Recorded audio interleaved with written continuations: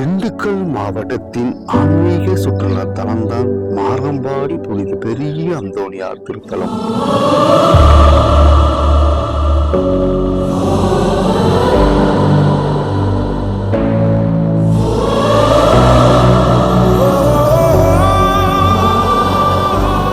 எளியோருக்கு இறங்குபவர், இழந்ததை தருபவர், கல்வியின் காவலர், விளைநிலத்தின் வேந்தர், கால்நடையின் காவலர், நோய் தீர்க்கும் மருத்துவர், தீய சக்திகளிலிருந்து விடுதலை தருபவர் என பக்தர்களின் சாட்சியாக விளங்குபவர் தான் மாரம்பாடி புனித பெரிய அந்தோணியார்.